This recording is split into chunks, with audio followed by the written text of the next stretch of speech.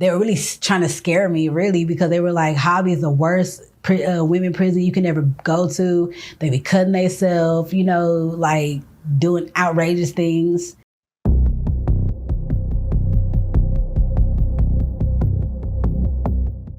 So I'm assuming they arrest you. Yes. Okay. Do they tell you what the charges are They didn't tell me anything at all. Okay. Not at first. Where did they take you?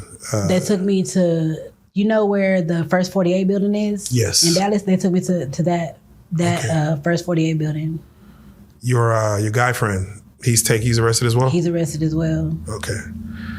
All right. So you at the First 48 building. I'm assuming they're gonna talk to you, right? Ask you some questions. Yes. Are they telling you what's going on? They tell you the charges yet, or they're just getting information from you? No, they put us in separate interview rooms, and they're still asking, how do I know her? What was going on in there? How long was it that she was in there with me? As if, you know, I had literally been holding her hostage or something. And what are you giving them? What are you telling them? I'm like, I'm telling the same thing as I'm telling you. I was just trying to help her out. She was sitting, I was telling them that she had been sitting in front of my room, you know, on the stairs, looked like she was hungry. So I was just trying to help her out and things like that. I'm not really going into any other detail because that's the truth. I didn't really have nothing else to give them. It kind of seemed like she was a runaway or so, because maybe they had been looking for her. Maybe that's probably the main reason, you know. Oh yeah, she might have had a bulletin up. Right, she might have been like a missing person or something. Yeah. Okay, man. All right, so it's crazy you're thrown into this. So you're in this room. I'm assuming at that building. How long are you in there? How long are they keeping you in there? We were in there. Well, I was in there for at least. It had to have been at least 2 hours. Okay. It seemed like a very long time.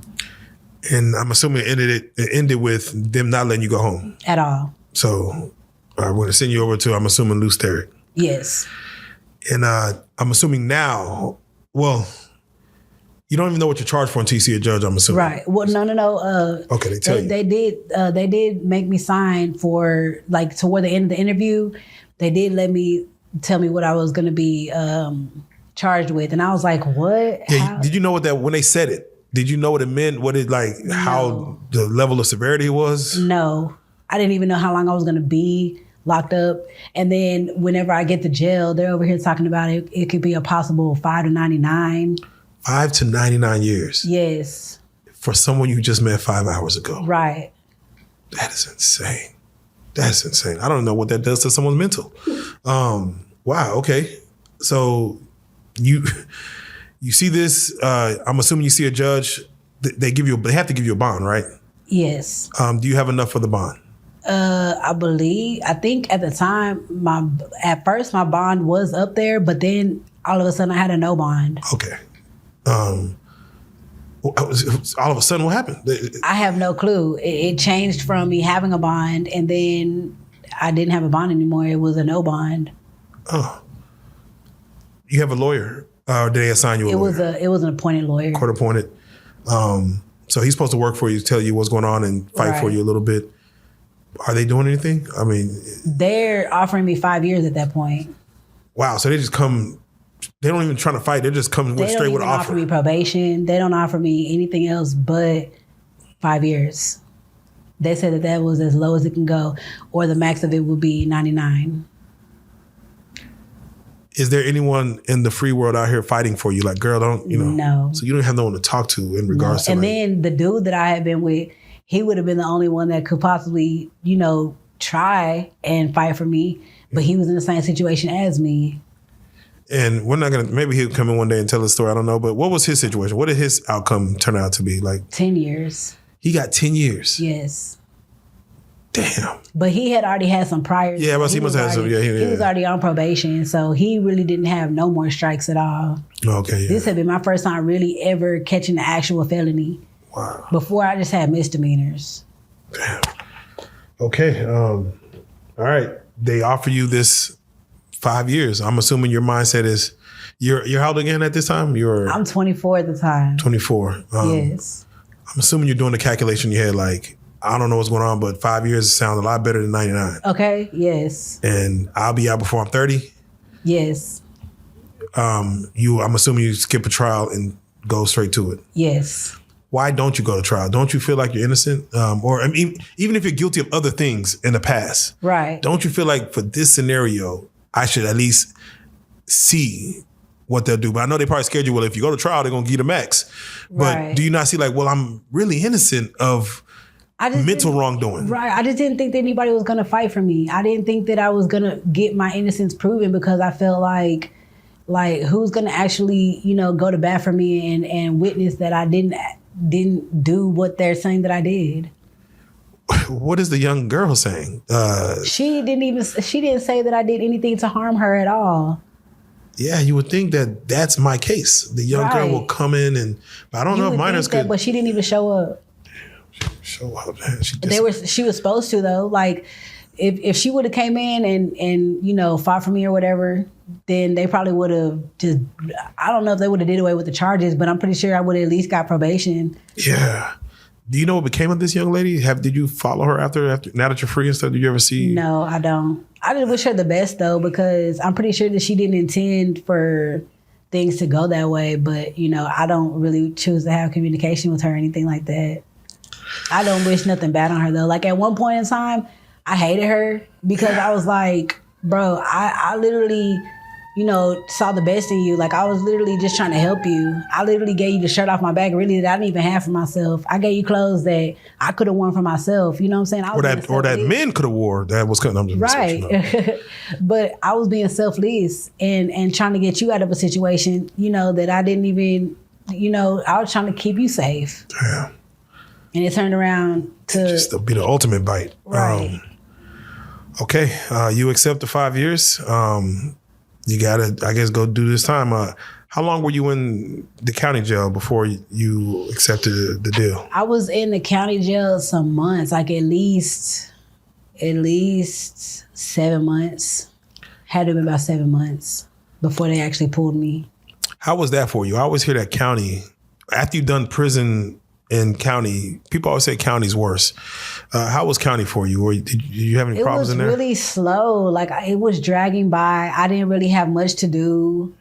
And it was just like in my face, like the charge was in my face all the time. It was just like a slap in the face. And at first I was just like, I was really, really hurt because I wasn't expecting for me to spend the rest of my 20s doing, county time. Yeah. Or any time, really. Were you explaining to other inmates in county what was going on, what your case was, and were they like, what? Not really. I did a couple of people that I felt would understand, but I wasn't really trying to share it too much because I was kind of ashamed. I was like, man, I don't want to just like, I literally just came to grips now that it's starting to kind of get a little bit better. Yeah. As far as, the outcome of being honest about it, Yeah, no, I could see the shame as far as who you are versus what this is. And I'm sure people were in there for much worse things right. As you were talking like, damn, you.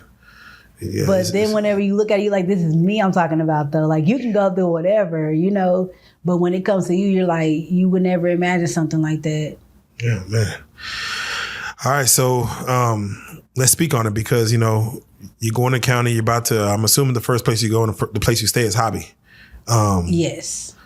Are the girls in there preparing you for what actual prison is going to be? Are they getting your mind right? And what is your expectation of what it's going to be? It kind of felt like daycare a little bit. It kind of just like the women weren't really preparing me for, what I actually had to go through.